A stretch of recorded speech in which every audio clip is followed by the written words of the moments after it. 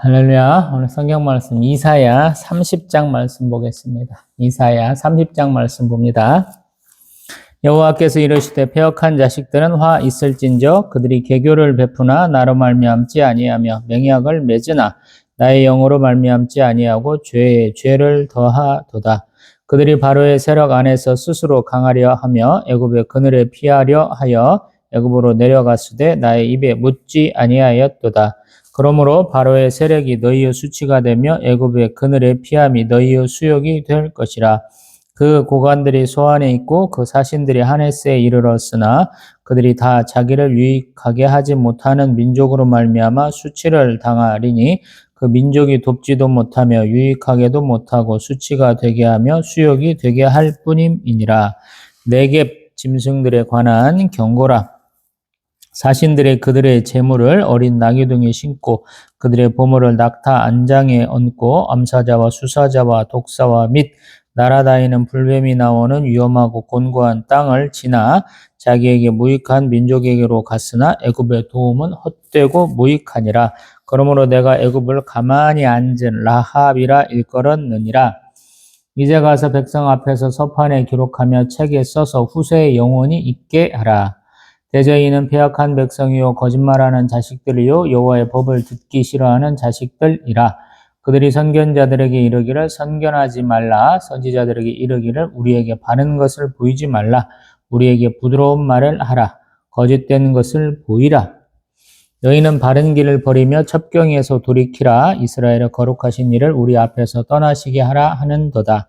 이러므로 이스라엘의 거룩하신 이가 이같이 말씀하시되 너희가 이 말을 업신여기고 압박과 허망을 믿어 그것을 의지하니 이 죄악이 너희에게 마치 무너지려고 터진 담이 불쑥 나와 순식간에 무너진 같게 되리라 하셨은즉 그가 이 나라를 무너뜨리시되 토기장이가 그릇을 깨트림같이 아낌이 없이 부수시리니 그 조각 중에서 아궁이에서 불을 붙이거나 물 웅덩이에서 물을 뜰 것도 얻지 못하리라. 주 여호와 이스라엘의 거룩하신 이가 이같이 말씀하시되 너희가 돌이켜 조용히 있어야 구원을 얻을 것이요 잠잠하고 신뢰하여 힘을 얻을 것이거늘 너희가 원하지 아니하고 이르기를 아니라 우리가 말 타고 도망하리라 하였으므로 너희가 도망할 것이요 또 이르기를 우리가 빠른 짐승을 타리라 하였으므로 너희를 쫓는 자들이 빠르리니 한 사람이 꾸짖은즉 천 사람이 도망하겠고 다섯이 꾸짖은즉 너희가 다 도망하고 너희 남은 자는 겨우 산 꼭대기의 깃대 같겠고 산마루 위에 깃이 같으리라 하셨느니라. 그러나 여호와께서 기다리시나니 이는 너희에게 은혜를 베풀려 하시며 일어나시리니 이는 너희를 긍휼히 여기려 하심이라. 대저 여호와는 정의의 하나님이심이라. 그를 기다리는 자마다 복이 있도다. 시온에 거주하며 예루살렘에 거주하는 백성아 너는 다시 통곡하지 아니할 것이라. 그가 내 부르짖는 소리로 말미암아 내게 은혜를 베푸시되 그가 들으실 때 내게 응답하시리라. 주께서 너에게 환난의 떡과 고상의 물을 주시나 내 스승은 다시 숨기지 아니하시리니 내 눈이 내 스승을 볼 것이며 너희가 오른쪽으로 치우치든지 왼쪽으로 치우치든지 내 뒤에서 말소리가 내 귀에 들려 이르기를 이것이 바른 길이니 너희는 이리로 가라 할 것이며 또 너희가 너희 조각한 우상에 입힌 은과 부어 만든 우상에 올린 금을 더럽게 하여 불결한 물건을 던진같이 던지며 이르기를 나가라 하리라. 내가 땅에 뿌린 종자에 주께서 비를 주사 땅이 먹을 것을 내며 곡식이 풍성하고 기름지게 하실 것이며 그날에 내 가축이 광활한 목장에서 먹을 것이요 밭가는 소와 어린 나귀도 키와 쇠수랑으로 까 부르고 맛있게 한 먹이를 먹을 것이며 크게 살육하는 날 망대가 무너질 때 고산마다 줄령마다 그 뒤에 개울과 시냇물이 흐를 것이며 여호와께서 자기 백성의 상처를 싸매시며 그들의 맞은 자리를 고치시는 날에는 달빛은 햇빛 같겠고 햇빛은 7배가 되어 7날의 빛과 같으리라. 보라 여호와 이름이 원방에서부터 오되 그의 진노가 불붙듯 하며 빽빽한 연기가 일어나듯 하며 그의 입술에는 분노가 찼으며 그의 혀는 맹렬한 불 같으며 그의 호흡은 마치 창일하여 무게까지 미치는 하수 같은즉 그가 멸하는 키로 열방을 까 부르며 여러 민족의 입에 미혹하는 재갈을 물리시리니 너희가 거룩한 절기를 지키는 밤에 하듯이 노래할 것이며 비리를 불며 여호와의 산으로 가서 이스라엘의 반석에게로 나아가는 자 같이 마음에 즐거워할 것이라. 여호와께서 그의 장엄한 목소리를 듣게 하시며 획격한 진노로 그의 팔에 치심을 보이시되 맹렬한 화염과 폭풍과 폭우와 우박으로 하시리니 여호와의 목소리에 앗수르가 낙담할 것이며 주께서는 막대기로 치실 것이라. 여호와께서 예정하신 몽둥이를 앗수르 위에 더하실 때마다 소고를 치며 수금을 탈 것이며 그는 전쟁 때에 팔을 들어 그들을 치시리라. 대저 도벳은 이미 세워졌고 또 왕을 위하여 예배된 곳이라. 깊고 넓게 하였고 거기에 불과 많은 나무가 있은즉 여호와의 호흡이 유황개천 같아서 이를 사르시리라. 아멘. 할렐루야. 이사야 28장에서 34장까지는 북과 화에 대한 얘기라고 그랬죠. 근데 저는 개인적으로 1장부터 34장까지 심판을 선포하신 하나님이시다. 이렇게 해석하면서 계속 말씀을 보고 있죠. 물론 그 중에는 13장에서 23장까지 열방에 대한 심판도 선포하는데 오늘 보고 있듯이 30장에서는 애굽과 아수르에 대한 얘기가 또 빠지지 않아요. 물론 이제 우리가 앞에서 봤을 때 조금 다른 장면도 봤었죠. 우리 19장 23절에서는 애굽에서 아수르로 통하는 대로가 있어서 서로 왕래한다. 그리고 우리 25절에서는 내 백성 애굽이여 내 손으로 지은 아수르여 나의 기업 이스라엘이여 이렇게 해서 하나님이 통틀어서 통치하신다. 잘 먹고 잘 살게 하신다. 라고 말씀하고 있지만 심판을 얘기하셔요. 왜 이런 일이 납니까? 그럼 북이스라엘과 남유다는 아수르, 우리는 아시리아라고 하는 철기 문명을 가진 대제국에 의해서 아다리가 하면서 티격태격하거든요. 아시리아에 협력할 것이냐 아니면 아시리아에 대항할 것이냐 고민할 거 아닙니까? 그래서 애굽이 맹주가 돼서 아시리아 동맹에 가입한 유대의 그러한 모습을 하나님이 좀 비판하시는 것이고요. 그들이 너무너무나 큰 나라라고 겁먹고 있는 아수르 또 하나님이 심판할 것이다 라고 말씀하시는 거예요. 이스라엘은 항상 군사력을 많이 키워서 이겨본 적이 한 번도 없어요. 제가 맨날 말씀드리잖아요. 여호사밧 왕이 군대 100만 명도 더 넘는 군대 만들었는데 결국엔 아합 왕하고 야합을 해서 길라 라모 쳐들어갈 때 쪽 다 망한 것 같잖아요.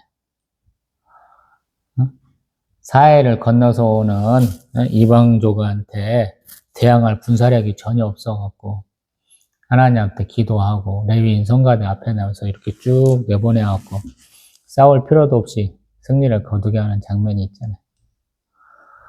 북이스라엘에 비해서 남유다는 너무너무 형편없어서 오시아, 요돔, 아하스, 히스기야 왕 시절에 북이스라엘은 정말 우리나라의 어떤 군 단위, 시 단위밖에 안 남거든요.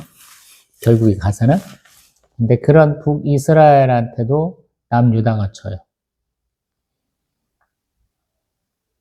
포로도 한 20만 명 잡혀가는데 북이스라엘에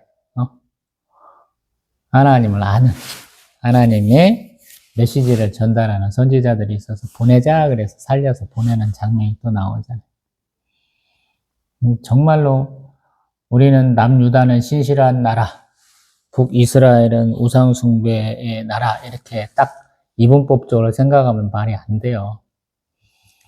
그냥 독인, 객인, 도토리, 키재기 뭐 이 정도로 생각하시는 게 딱 맞습니다.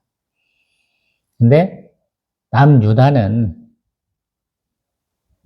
다윗의 자손이 계속 왕으로 오면서 하나님의 그 언약의 말씀을 붙들고 있잖아요. 그래서 선지자들이 더 많고 그들이 더 하나님 앞에 회개하라 그 얘기를 더 많이 한다라는 거예요. 근데 제가 항상 말하듯이 이 사람들 회개하지를 않아요. 나라 망해갖고 바벨론 땅으로 이렇게 포로로 많이 잡혀가면서도 회개하지 않잖아요. 그래서 그 바벨론 땅에 있는 에스겔 선지자를 통해서 하나님이 너희가 나를 여호와인 줄 알리라 몇십 번 나와요. 꼭 예수 그리스도께서 우리 모든 인류의 죄를 다 십자가에서 대속하신 거랑 똑같아요. 뭔 죄를 짓는지도 모르고 스스로 하나님 앞에 이렇게 죗값을 치르려고 하는 그런 걸 전혀 못하는 거야. 하나님 모든 걸 다 감당하시는 모습이거든요. 예수님이 왜 우리를 위해 십자가 매달려 돌아가셨느냐? 우리가 뭘 할 줄 모르니까. 쉽게 말하면. 하스모니아 왕가 무너지고 몇십 년도 안 됐는데, 예, 예수님 그 이스라엘 땅에 태어나셔가지고 막 사색 당파로 나눠가지고 막 티격태격하는 놈들, 어? 우리 바리새파, 사두개파, 뭐 SNL파, 또 열심당파 다 있는데 다 엉터리잖아요. 예수님 그 가운데서 온전한 말씀을 깨닫게 하시고 제자 양육 사역하시고 또 치유 사역하셨잖아요. 여기 이사야 30장도 좀 그런 면이 있어요. 좀 주변 상황에 좀 왔다리 갔다리 하지 말라고. 우리가 신앙생활 하다 보면 믿음이 딱 중심을 잡아주고 굳건하게 믿음 안에 서 있어야 되는데 그러지 못한 경우가 참 많잖아요. 믿음은 있다고 그러는데 사람들한테 막 물어봐. 같이 해달라고 막 그래. 뭐 때로는 도움도 되고 기분도 좀 좋아지겠지. 근데 가만히 보면 믿음의 기도도 아니고 믿음의 간구도 아닌 경우가 참 많아요. 뭐 저조차도 마찬가지예요. 저라고 다르다고는 얘기 안 해요. 제가 이 아산 땅에서 저희 고향 김제 쪽으로 가려면 유구 아이스를 탈 수도 있고 또 정안 IC 뒤쪽으로 나가는 국도 탈 수도 있고 그러거든요. 아니면 남풍새 IC를 탈 수도 있어. 예전에는 돈이 아까웠고 톨비를 내는 게 너무 아까운 거예요. 그래서 정안 IC 뒤로 가는 길을 택했거든요. 가다 보면 교의이자 기도원인 것 같아. 기도할 수 있는데 왜 걱정하십니까? 라고 간판을 크게 붙여놨더라고. 저희가 그때 개척한 지 몇 년 안 될 때예요. 그거 보면서 저희 사모한테 야 우리가 기도 안 하니까 적어 보여주신다 그랬어. 정말 산 넘고 물 건너 가는 거거든요. 돈 조금 아껴보려고. 참 하나님이 기뻐하실 만한 기도 그의 나라와 그의 의를 간구하라 하셨죠. 예수님. 여기도 마찬가지잖아. 이 사람들은 그의 나라와 그의 의를 간구하는 사람들이 아니에요. 하나님의 도우심을 간구하는 무리들이 아니다라는 거예요. 그래서 대뜸 30장 1절에 패역한 자식들은 화 있을진저 그들이 개교를 베푸나 꾀를 좀 쓰나 악인들의 꾀를 좀 쓰나 하나님으로 말미암지 아니하며 맹약을 맞으나 하나님의 영으로 말미암지 아니하고 죄에 죄를 더한다라는 거예요. 죄에 죄를 더한다. 직교를 계속 이상한 데 쓰는 거예요. 그래서 2절 그들이 바로의 세력 안에서 스스로 강하려 하며 애굽의 그늘에 피하려 애굽으로 내려갔을 때 나의 입에 묻지 아니하였다. 그렇게 어려우면 하나님께 물어야 될 거 아니에요. 간구해야 될 거 아니에요. 회개해야 될 거 아니에요. 그런 걸 안 한다는 거예요. 이사야서에는 그런 경우가 많죠. 참 많아요. 여기 앞에 그런 내용이 좀 있나요?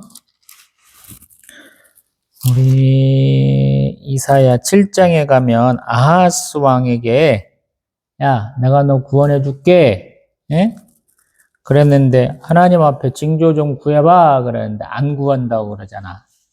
안 믿는다는 뜻이거든 사실은. 이사야 7장 10절 이하로 얘기하잖아요. 우리 이사야 7장 14절 주께서 친히 징조를 너희에게 주실 것이라 보라 처녀가 잉태하여 아들을 낳을 것이고 그의 이름을 임마누엘이라 하리라.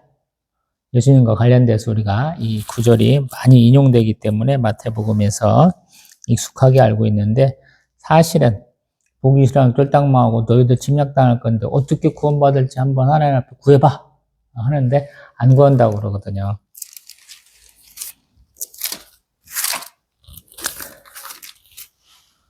이 사람들 그런 스타일이에요. 하나님을 신뢰하지 않으니까. 어떤 사람들은 그냥 하나님은 나에게 은혜 베풀으시는데 내 힘으로 충분히 가능하지 않을까? 지 맘대로 막 해. 한국 사람들 맨날 욕하잖아. 한국 교인들. 뭘로 욕하냐고? 하나님한테 묻지도 않고 지가 막 뭘 하다가 막히면 막 하나님 앞에 막 눈물, 콧물 다 쏟아가면서 막 징징대고 막 울어. 뗐어. 그러지 말라고 하잖아요. 하나님한테 먼저 물으라고, 뭔 일 하기 전에. 그러고 나서 하라고. 때로는 내가 하나님한테 뭔 일 하려고, 이거 기도해야 될지 말아야 될지 제가 고민을 더 많이 한다고 그랬죠. 그래서, 이건 기도도 되겠어? 그러면 기도 짧게 해도 된다고. 금식 기도 많이 하는 사람들 제가 맨날 뭐라고 하잖아요. 교회 개척하는데 제가 금식 기도 2번을 도전을 했잖아요.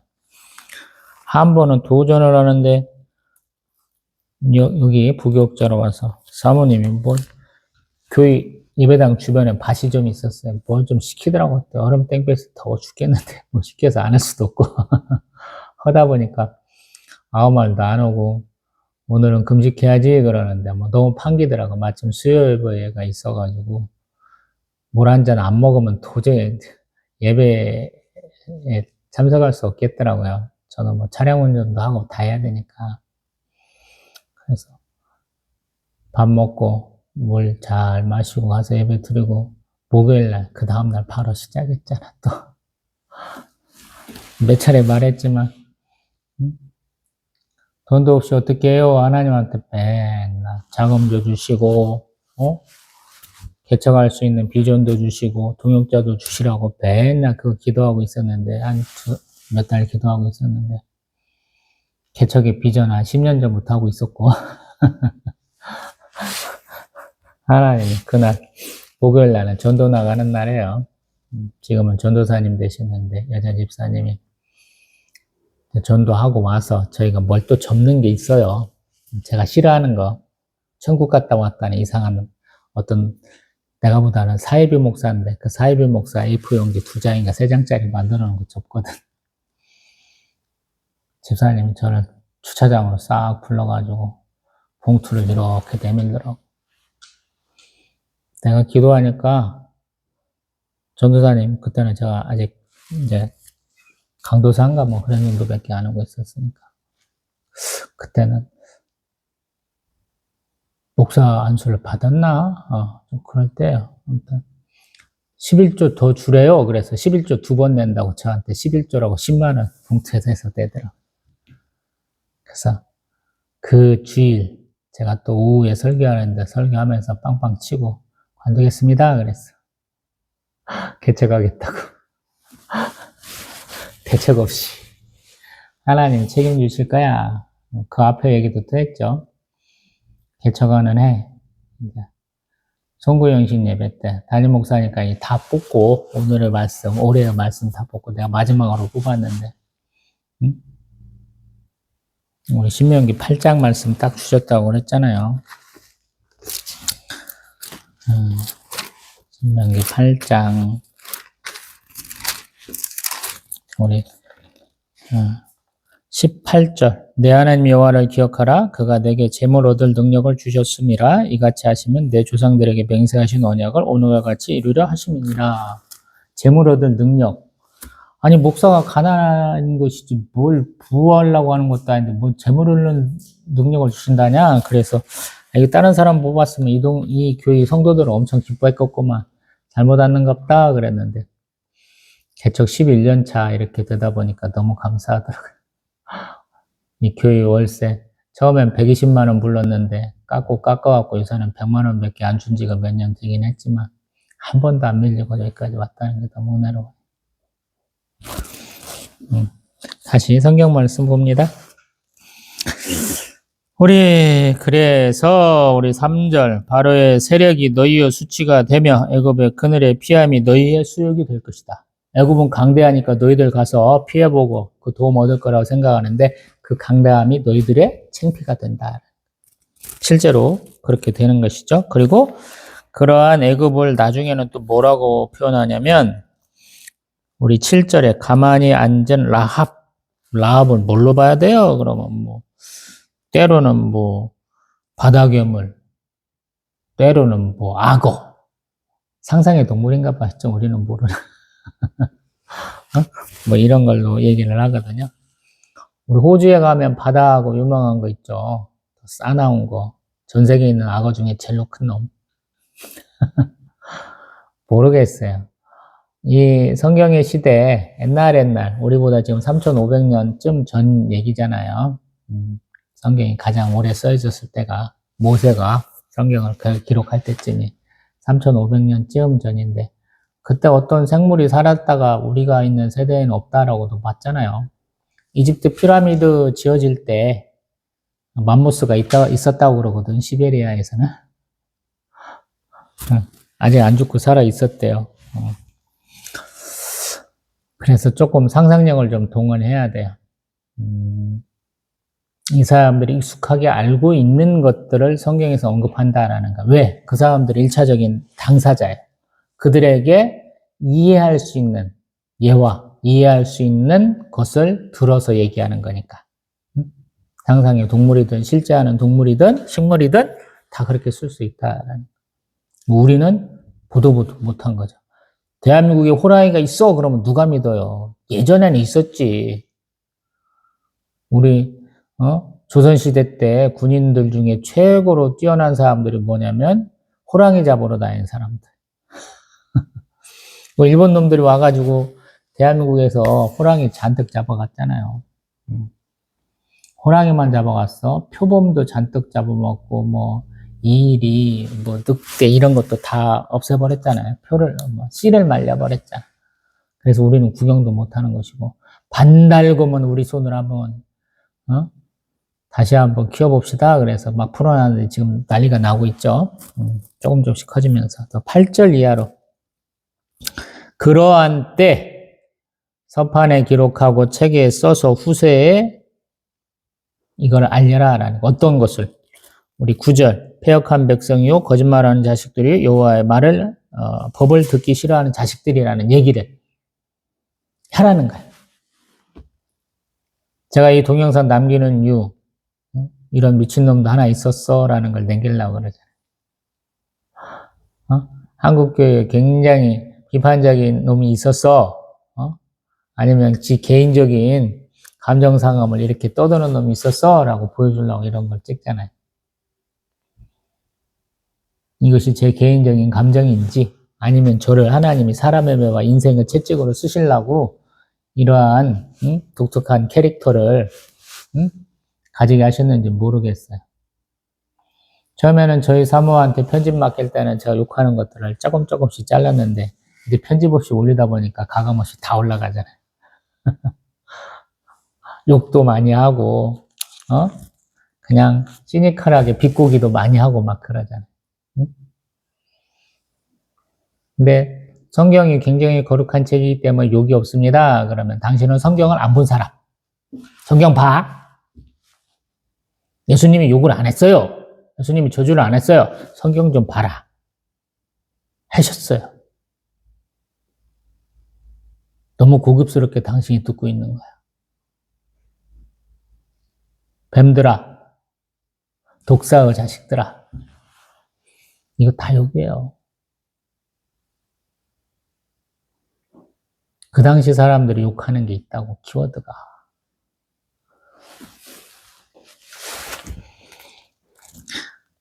그러면서 10절, 그런 놈들, 말 더럽게 안 듣는 놈들이 하는 걸 뭐라고 하냐면, 선견자들에게 선견하지 말라.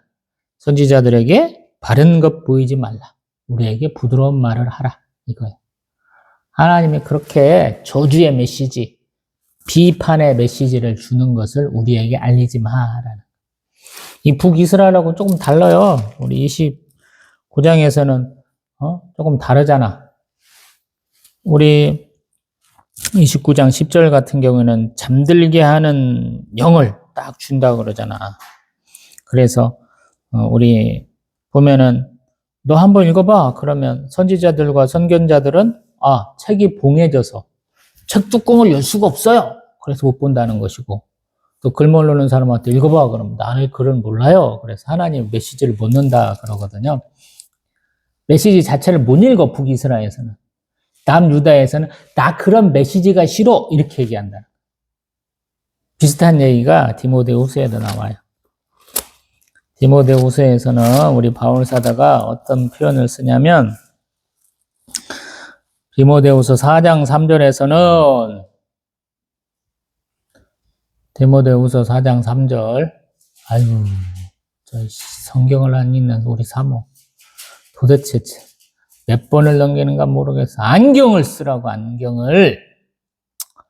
때가 이르려니 사람이 바른 교훈을 받지 아니하며 귀가 가려워서 자기의 사욕을 따를 스승을 많이 두고. 귀가 가려워서가 뭐냐면 내가 좀 듣기 좋은 소리 좀 해봐 이렇게 얘기하는 거예요. 한국교회가 이 지랄 많이 한다고 제가 그랬잖아요.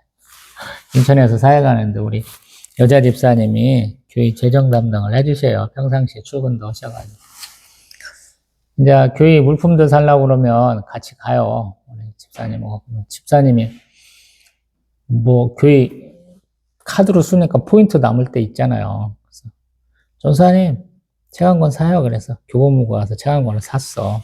간만에 돈이 없어서 먹고 죽을 돈도 없는데 책을 어떻게 사? 책 안 샀던데 여러 교회 교단 총회장님들도 나오고 성도들에게 어떤 설교를 해야 됩니까? 그러는데 다 위로해야 된대.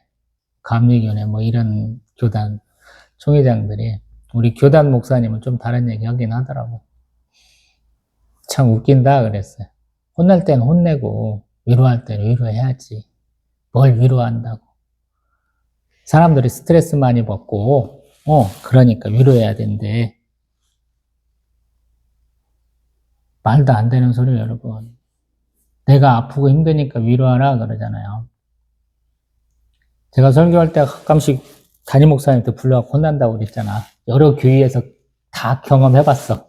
내가 설교하고 나면 꼭 불려가서 혼나. 야, 네 양이냐? 뭔데 네가 그따위 소리를 해갖고 감정 상한다는 소리 듣게 해? 이렇거든요. 바보야? 내가 괜히 올라갔겠어? 네 눈에는 가짜나게 보이겠지만 나도 목숨 걸고 하는 사역인데 하나님이 주신 메시지를 선포하려고 노력하는 사람인데 응? 그렇게 할 수 있겠어? 이런 생각을 못하는 것 같더라고요. 위로하라고. 자기 잘못을 덮으라고 그러더라고요. 근데 제가 항상 요한일서 1장 얘기했지만 내가 죄인이다 라고 해야 용서가 있어요. 내가 죄 안 지었어요. 그러다 버티면 버틸수록 죄가 더해져. 시편에도 그런 표현이 있어요. 우리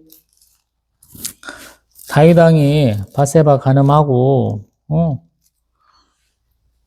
아무것도 아닌 척하고 계속 있었잖아. 그러한 것을 배경으로 하는 게 우리 시편 32편이에요.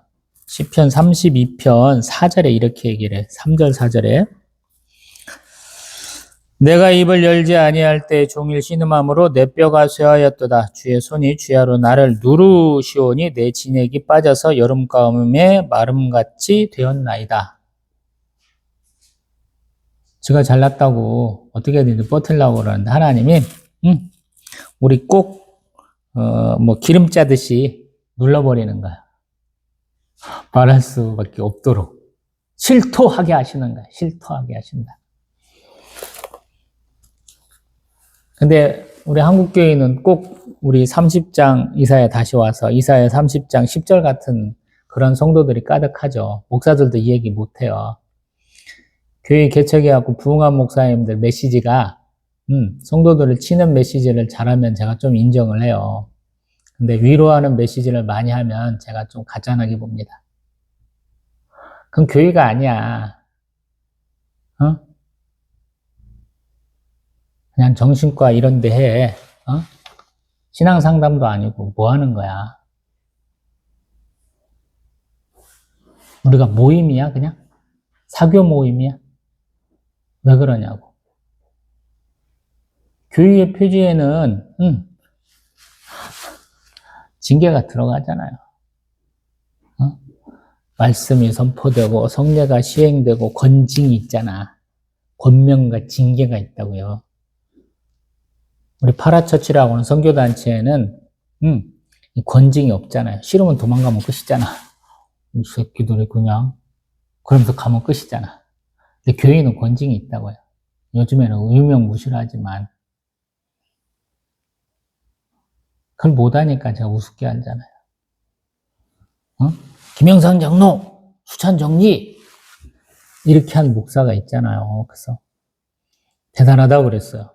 그걸 또 받아들인 김영삼 장로라 또 대단하다고 그랬어요. 제가 뭐 그래도 김영삼 장로는 괜찮네. 이명범이나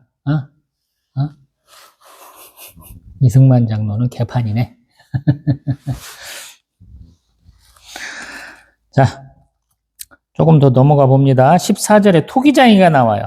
이사야서는 29장, 30장, 45장, 64장에 나와요. 토기장이. 왜 이 얘기를 할까요? 지 맘대로 자꾸 하려고 그래서. 자기 주장이 자꾸 강한 거야. 한국교회가 그래서 문제라는 거야. 겨우 안수집사 장로 나부랭이들이 교회에서 목소리가 막 커지잖아요. 나이가 젊으면 30대, 좀 늙으면 50대까지 있잖아요. 안수집사가. 뭘 한다고 떠드는지 모르겠어, 걔네들이. 세상에서 뭐 지위는 높을 수도 있겠지만, 시키면 시킨 대로는 잘해. 예배도 잘 추석도 안 하는 것들이 뭔 맨날 그렇게 떠드는지 모르겠어. 장로도 마찬가지. 장로는 공예배에 참석이 기본이야.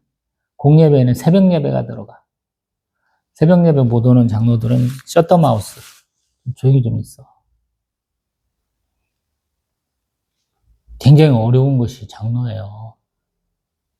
목사는 강도 장로야. 설교하는 장로야.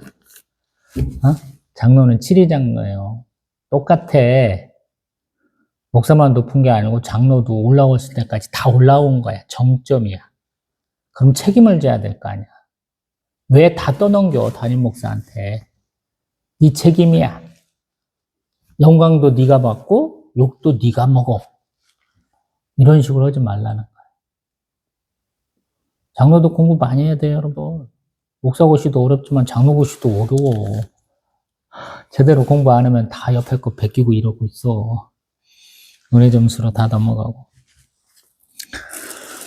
그 다음에 우리 15절. 주 여호와 이스라엘의 거룩하신 이가 이같이 말씀하시되 너희가 돌이켜 조용히 있어야 구원을 얻을 것이요 잠잠하고 신뢰하여야 힘을 얻을 것이거늘 너희가 원하지 않고 너희는 잠잠히 있어 주의 하나님 등을 볼지어다 알지어다 때로는 이렇게 표현합니다. 이리로 도망가고 저리로 도망가고 막 불안해하고 막 지하고 싶은 대로 떠들고 이런 모습이 아니고 하나님을 좀 바라보라고.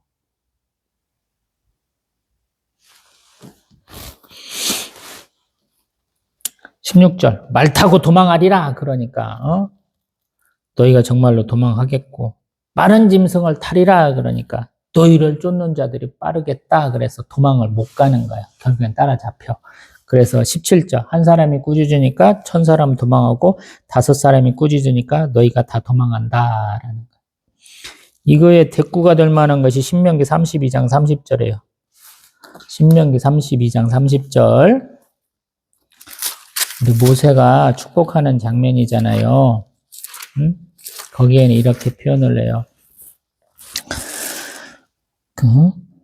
그들의 반석이 그들을 팔지 아니하였고 여호와께서 그들을 내주지 아니하셨더라면 어찌 하나가 천을 쫓으며 둘이 만을 도망하게 하였으리오. 지들이 이렇게 쫓아낸다는 거야. 정반대 상황이 되는 거지. 그리고 이제 18절. 그러나 여호와께서는 기다리신다라는 거. 자비롭고 은혜롭고 노하기를 더디하고 인자와 진실이 많은 하나님이시다. 우리 주일날 했죠. 근데 하나님 기다리셔. 왜? 은혜를 베풀려고. 또 일어나신대. 직접 행동하시는데 너희를 긍휼히 여기시려고. 할렐루야. 여호와는 정의의 하나님이시다. 정의의 하나님. 그를 기다리는 자마다 복이 있다. 아멘. 하나님을 기다리라는 거야. 뭔 일 하기 전에. 우리 이런 거 하는 사람이 참 복되다 그러잖아요. 제가 개인적으로는 우리 느헤미야가 참 복돼요. 근데 사실상 그거의 핵심 중에 하나가 우리 사도 바울도 그런 경향이 있다고. 사도 바울은 참았다가 이렇게 핵 망치로 그냥 뿅 때려버렸잖아. 우리 느헤미야는 화나면 기도하고 좀 참아. 인격적으로 너무 좋아. 옆에 있으면 호구야, 호구. 근데 하나님 글을 쓰시잖아요. 술 따르는 관원밖에 안 되던 사람이 예루살렘답게 성벽도 52일 만에 딱 완성하고 자기 있는 대산 탈탈 털어갖고 성전만 있는 곳이 아니고 제대로 거기에서 하나님께 제사 드릴 수 있도록 모든 걸 마련해가는 사람이죠. 모세도 온 지면의 사람보다 온유하다라는 표현을 하나님께서 출애굽기 가운데 하셨죠. 저는 그러진 못해. 온유한 자는 복이 있나니 땅을 기업으로 받는다 그랬죠. 제가 아버지 어머니가 주신 땅 더 늘릴 줄 알았더니 땅 팔 수밖에 없었잖아. 온유한 사람은 아니야. 스스로 자책해. 그리고 제가 맨날 인용하는 이사야 30장 20절, 21절. 대개는 21절만 하는데 대개 앞에가 20절이 꼭 있어. 뭐라고 그러냐면 주께서 너희에게 환난의 떡과 고생의 물을 주시나 내 스승은 다시 숨기지 아니하시리니 내 눈이 내 스승을 볼 것이며. 환난의 떡과 고생의 물 먹을 수밖에 없는 거예요. 왜? 네 맘대로 살았으니까. 내 스승이 딱 알려주신다는 거예요. 21절 오른쪽으로 치우치든지 왼쪽으로 치우치든지 말소리가 딱 들리는 거예요. 귀에다가 증쟁하게 이것이 바른 길이니까 이쪽으로 가! 이렇게 얘기한다. 할렐루야. 우리는 내비게이션이 있다니까.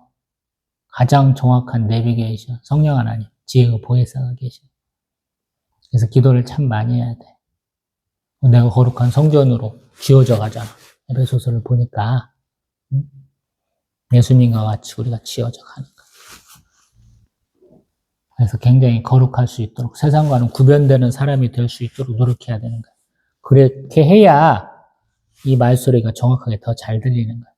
이사야서는 맨날 눈으로 보아도 귀로 들어도 깨닫지 못하는 놈 천지라는 얘기를 계속 몇 차례 걸쳐서 하잖아요.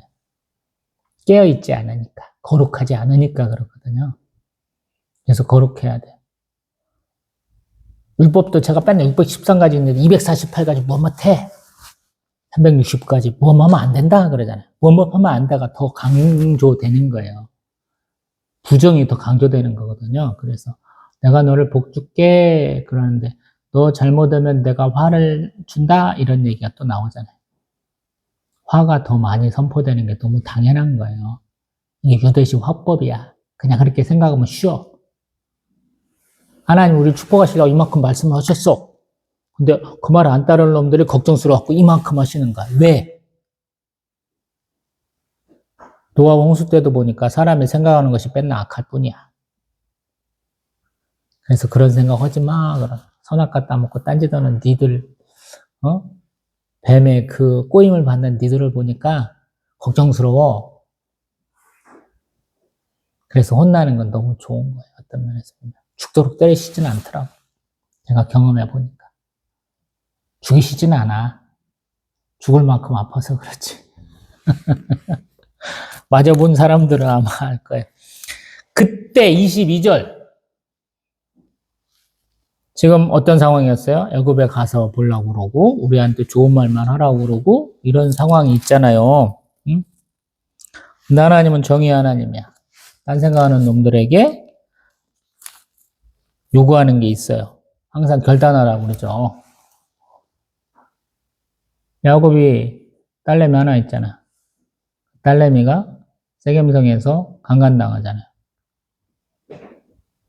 그 복수를 아들내미들이 해주잖아. 할례 해야 된다 해가지고 할례로 고통받는 남자들 싹 죽이고 그 여자들 싹 취하고 가축들 싹 취해갖고 갖고 와갖고 문제를 많이 만들잖아요. 그때 결단하고 뭘 시키죠? 우상들 싹 묻으라 그러잖아요. 응? 여기도 그런 비슷한 게 있어요. 22절 너희가 너희 조각한 우상에 입힌 은과 부어 만든 우상에 올린 금을 더럽게 하여 불결한 물건을 던진같이 던지며 이러기를 나가! 이렇게 하라는 거야.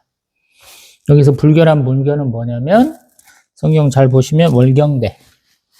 우리 지금 이재명 대통령이 생리대 전 국민 공짜로 줘라 그러잖아요. 너무 비싸다고. 아무튼 피가 묻은 건 더러운 거야. 응? 우리 혈루병 걸린 여자 얘기했잖아요. 그런 거랑 똑같이 우상 숭배 그런 것들은 싹 버려버려. 이렇게 얘기하신다는 거예요. 그러할 때 하나님이 주시는 복이 23절 이하로 땅에 뿌린 종자에 비를 주셔서 땅이 먹을 것 내고 곡식이 풍성하고 기름지게 하시고 가축이 광활한 목장에서 먹는다라는 거예요. 족과 꿀이 오르는 땅이 되게 하시는 거예요. 제가 언제 얘기했죠? 성지순례 갔더니 요르단 땅을 가는데 고속도로 옆에 그냥 우리로만 자갈밭이야.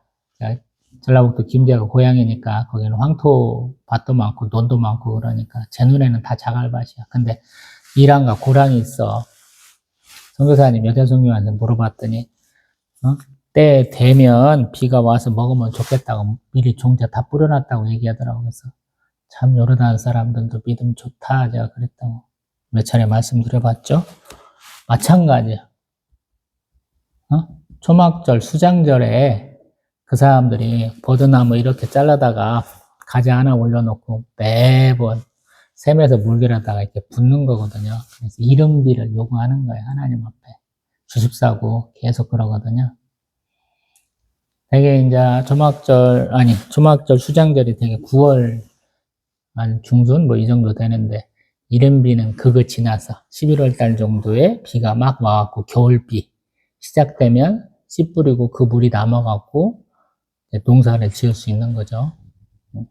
그리고 늦은 비 같은 경우는 이삭 팰 때 보리 이삭이 팰 때 비가 좀 와주면 더 그 물을 쫙 뿌려 올려서 곡식을 코딱지만한 것을 조금 더 키울 수 있는 것, 충실하게 더 키울 수 있는 그런 상황이 되는 것이죠.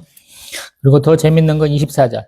밭가는 소와 어린 나귀도 키와 쇠수랑으로 까부르고 맛있게 한 먹이를 먹을 것이다. 그래서 맛있게 한 먹이가 뭐냐? 그러면 후무스라고 우리 병아리 콩이라고 아마 검색하시면 나올 거예요. 여기는 이제 정숙 전도사님이라고 여자 전도사님 지금 목사님 되셨는지 모르겠어요. 제가 본 책은 2009년 판인가 2007년 판인가 이 두 번째 판 낸 거거든요.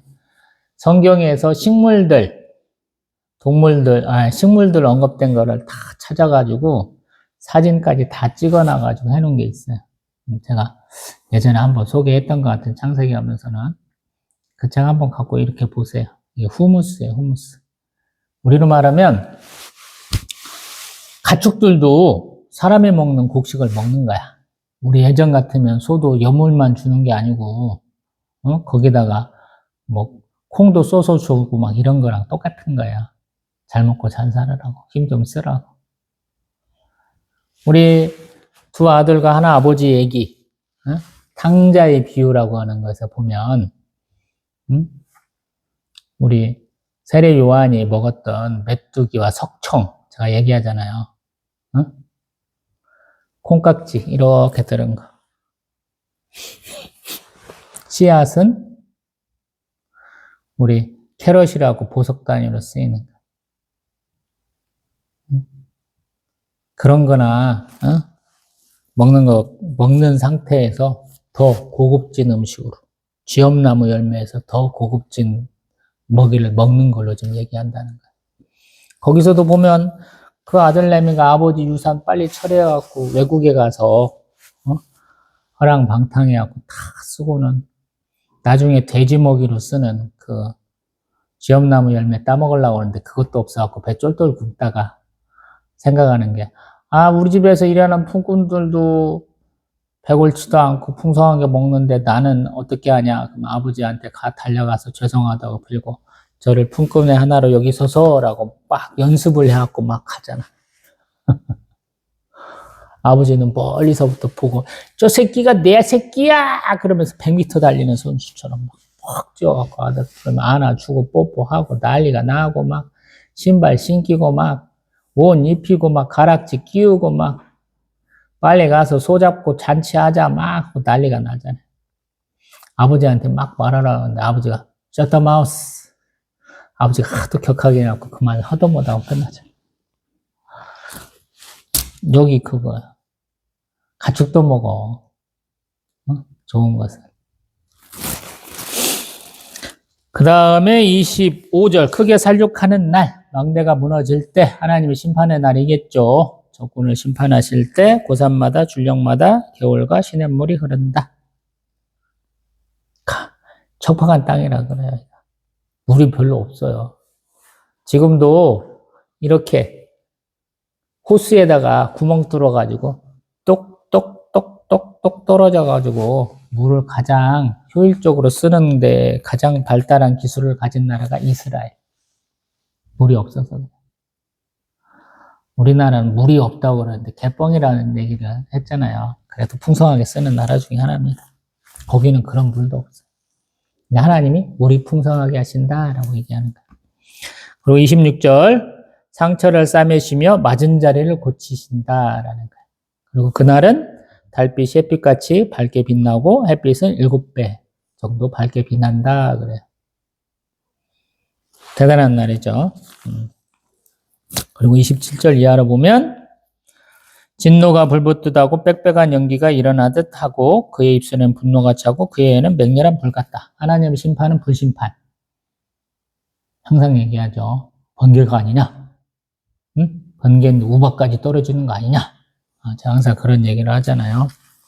근데 그러한 것처럼 하나님이 아수르를 심판하신다라는 거예요. 우리 30절 보면 여호와께서 그의 장엄한 목소리를 듣게 하시며 약격한 진노로 그의 팔에 치심을 보이시되 맹렬한 화염과 폭풍과 폭우와 우박으로 하신다. 그래서 아수르를 치신다라는 거예요. 아수르가 무서워가지고 애굽한테 가서 우리가 어떻게든 해보자 그러는데 하나님은 그 아수르도 치실 수 있다라는 거예요. 애굽에는 왜 가 이 나쁜 놈들아 그러면서 이 믿음 없는 놈들아 그러면서 아수르도 하나님 심판하신다라고 얘기하는 거예요. 할렐루야. 두려워하지 말라는 거예요. 전지의 창조주 하나님만이 가장 두려워할 만한 분이에요. 우리한테는. 우리는 하나님 두려운 사람이 별로 없잖아요. 그러니까 엉터리야. 사랑의 하나님 이곳에 오셔서 맨날 이 지랄만 하거든. 지랄이야 지랄. 가만히 듣다 보면 하나님 무서우면 그런 일을 안 할 것 같은데 그런 말도 하고 그런 행동도 하고 개인이 하는 게 아니고 집단적으로도 하고 교회 전체가 하기도 하고 교단 전체가 그 지랄도 하고 보면 볼수록 꼴 보기 싫은 짓이 한두 번이 아니에요. 이 집단에 속해 하고 나도 따라가야 되나? 이 사람 때문에 내 인생이 좌지우지 될 것 같은데 그 말 따라가야 되나? 고민 많이 하다가 꼭 결정적인 순간에 나 마음대로 네 마음대로야. 근데 나도 내 마음대로 할 거야. 그냥 뛰쳐나오잖아. 맨날 싸우고 나오는 이유 중에 하나가 결국엔 그거예요. 하나님이 두렵잖아요. 사람 두려운 게 아니잖아요. 이사야서 제가 맨날 얘기하잖아요. 이사야서를 제가 좋아하는 이유 중에 하나가 너희는 인생을 의지하지 말라. 그의 호흡은 코에 있느니 새말같이 어디 있느냐? 2장 22절. 사람 의지하지 마. 내가 그 담임 목사들한테 잘 배워가지고 후임 담임 목사 됐을지 어떨지도 모르고 돈 조금 써가지고 한 두어 명은 한 1억 이상은 달라고 것 같은데 지금이야 1억 줘 그러면 가져 이렇게 할 수 있는 그런 배경이 됐지만 옛날 같으면 1억이 어딨어. 돈 없어서도 못 줘 그랬는데 없으니까 다행이었어요. 그런 유혹에 전혀 빠질 필요가 없잖아. 없는데 어떻게 줘. 내 주머니 까봐야 뭐 아무것도 없는데 그냥 탈탈 털어봐야 뭔지 이렇게 없는데 참 은혜더라고요. 가난해서 은혜였던 것 같아요. 오늘도 아들내미랑 사모랑 예배 오면서 개척교회 목사는 가난하고 좀 아프기도 하고 그런 게 당연한 건데, 제 큰 조카가 이제 4월 달에 결혼한다고. 맨 위에가 형님이고, 큰아들 내미가 이제 초등학교 교사로 있거든요. 재밌어. 저하고 형님하고 16살 차이 나고, 그 조카하고 저하고 16살 차이가 나. 근데 저희 사모는 그 조카 결혼식 가는데 굉장히 부담감을 느끼는 것 같아요. 구두가 없어 그러더라고요. 제가 내일 가서 구두 사줄 거거든요. 가난한 목사 남편 만나서 고생하고 옷도 추접한 거 입고 또 동생들이 물려준 거 넌 하나 입어? 아니 언니나 입어? 하고 준 것들 뺐나? 버리지도 못하고 아직도 있어. 지는 갖고 다니지도 못해. 버리라고 쓰려면 쓰라고 그랬으니까 아까워서 못 쓰는 건가? 안 어울려서 못 쓰는가? 뭐 용품 있으면 뭐해? 좋은 거 있으면 뭐해? 전체적으로 다 맞춰야 되는데 맞출 능력이 안 되니까 그러겠지만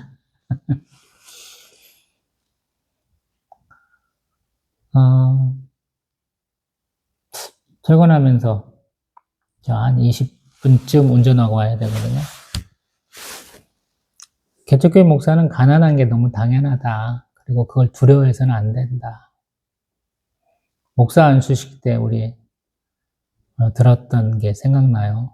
그땐가 우리 강도사고시 땐가 그땐가 생각나는데 우리 독립군들에게 내가 독립군 할래요? 그러면 꼭 3가지 물어본다고 그러더라고. 야, 너 총 맞아 죽을 각오 돼 있어? 그럼 또 그러고 굶어 죽을 각오 돼 있어? 마지막으로는 동사 얼어 죽을 각오 돼 있어? 이렇게 물었다고 하더라고. 그게 갑자기 생각나더라고. 교회 개척하려면 죽을 각오로 해야 되거든요. 그 생각이 갑자기 나더라고. 뭐 부흥하면 좋겠지만 하나님 뜻대로 살겠다라고 결단하고 한 거잖아요. 근데 갑자기 하나님 그 생각을 나게 하시더라고요. 오늘 금요일날 퇴근길에는 좀 무겁게 왔어요. 왜냐하면 이사야 30장이 꼭 그런 말씀 같거든. 패역한 자식들은 화 있을진저 그들이 계교를 베푸나 나로 말미암지 아니하며 맹약을 맺으나 나의 영으로 말미암지 않고 죄의 죄를 더한다. 맨날 이사야 30장 21절 오른쪽으로 가지 마라 왼쪽으로 가지 말라 그 말씀 듣는다고 자랑하면서 맨날 꾀내는 것 같아서 복 있는 사람들은 악인들의 꾀를 따르지 아니하고 죄 있는 자들의 길을 서지 아니하며 오만한 자들의 자리에 앉지 아니한다. 생각도 행동도 어떤 지위도 사용하는 게 아니거든요. 지 나름대로 써먹는 게 아니고 여호와의 율법을 즐거워하여 주야를 묵상하는 거죠. 과연 그렇게 살고 있느냐?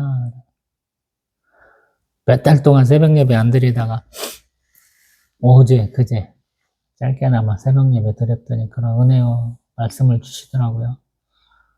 참 하나님 용서하신 하나님 오늘 보니까 정의 하나님 18절에 얘기하잖아요.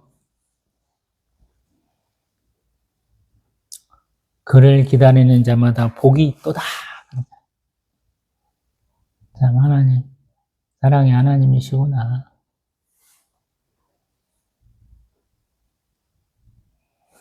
내가 어떤 각오로 시작했는지 한 번 더 떠올리게 하시는구나. 여러분도 마찬가지예요, 항상. 성령 하나님은 감동 주시는 것은 시작과 끝이 같다라고 제가 항상 얘기하거든요. 시작할 때 하나님이 결과를 보여주시는 거예요. 그래서 실제로 가보면 그런 결과가 있는 것이다. 저는 항상 그렇게 믿고 그렇게 말해왔다고 생각하거든요. 저도 그랬으면 좋겠어요. 은혜롭게 마쳤으면 좋겠어요. 지금 제가 400개에서 몇 개 모자라는 동영상을 올리고 있더라고요.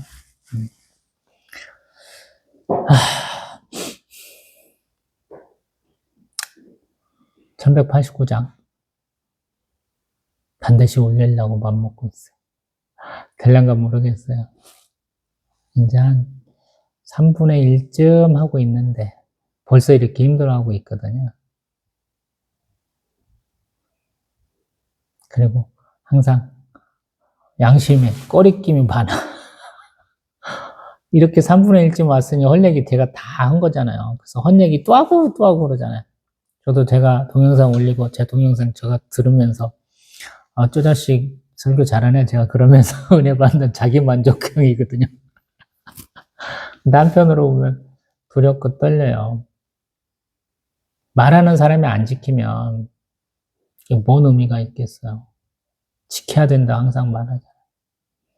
말씀 읽고 묵상하고 그걸로 기도해야 하고 하나님 만나야 된다고 얘기하잖아요. 제가 나는 그러고 있느냐라는.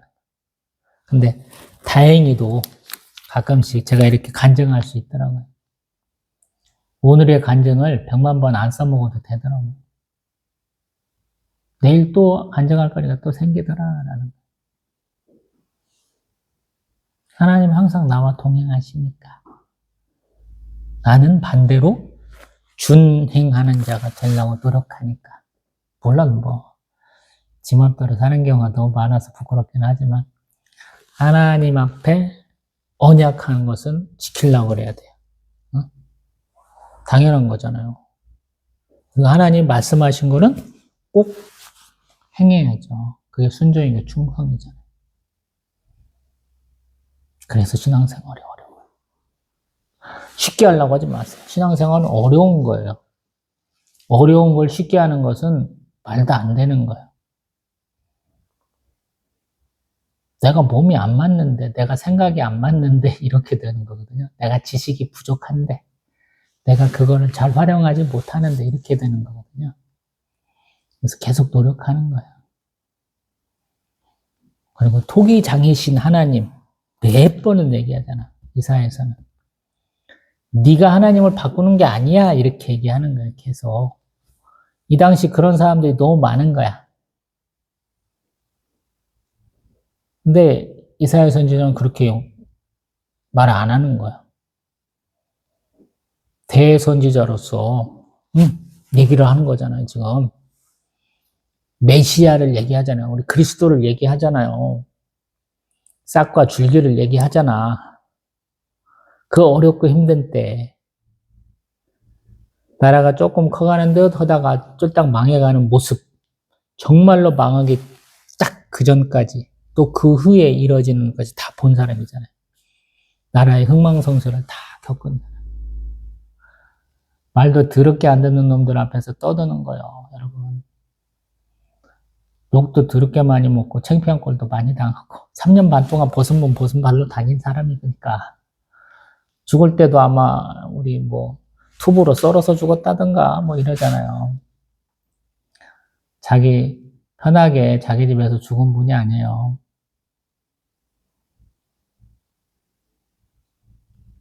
그게 선지자의 숙명이고 운명이에요. 사명과 소명대로 사니까 사람들이 싫어해. 바른 말하는 거 좋아하는 사람 있으면 손 들어봐 그러잖아요. 아무도 없어. 아픈데 콕콕 찔리는 소리만 하는 사람, 좋아하는 사람 있으면 손 들어봐 그러면 아무도 없어. 선지자, 선견자 이런 분들은 그걸 하는 거예요. 왜? 그걸 깨닫고 돌아서야 되니까. 하나님 앞에 나와서 죄송합니다. 잘못했습니다. 고백하라고 해야 되니까. 그런 사람들이 누군가 하나 있으면 하나님 봐주시긴 해요. 제가 아브라함의 조카 롯을 위해서 기도하는 얘기 몇 차례 더 하잖아요. 50명에서 45명, 40명, 30명, 20명, 10명까지 줄잖아. 니레미야서 같으면 한 명만 있어도 내가 봐줄게 그러시잖아. 그런 얘기가 선지서에 어쩌다 한 명씩 나오거든요. 계속 나와요. 우리 모두가 누군가는 하겠지 그러면서 모두가 안 하면 다 같이 죽는 거야.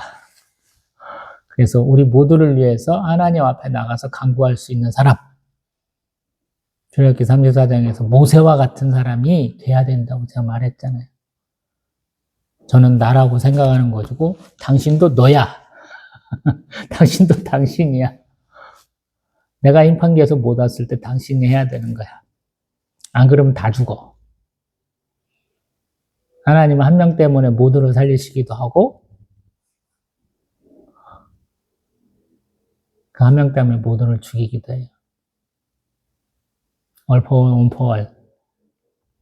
예수 그리스도의 그 은혜, 그 사랑이 축복이에요. 잊지 마세요, 여러분. 근데 예수님도 그런 사람들을 하나둘씩 쓰시잖아. 그 사람이 없으면 나중에 예수님이 우리를 심판하러 오실 때 살 수 있는 사람이 없을지도 몰라요. 두렵게도.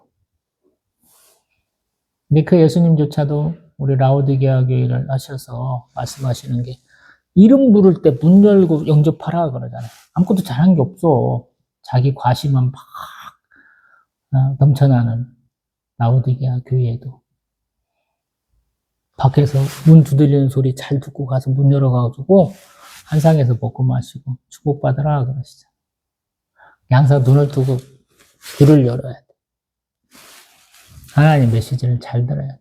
그러기 위해서 성경 많이 보고 개인의 경건 시간도 가져야 돼. 잊지 마세요. 기도하는 건 어렵지 않아. 걸어가면서 하나님 날씨가 너무 좋아요. 하나님 오늘 제가 기분이 너무 좋아요. 하나님 저기 있는 십자가가 너무 내려와요. 온갖 얘기 다 할 수 있어요. 처음에는 그냥 뜬금없는 우리 충청도식 충청도에 지금 십몇 년을 살고 있는데 아직도 적응이 안 됩니다만 뜬금없는 얘기해도 하나님 다 받아주셔요. 거기서부터 시작이기 때문에 그래요.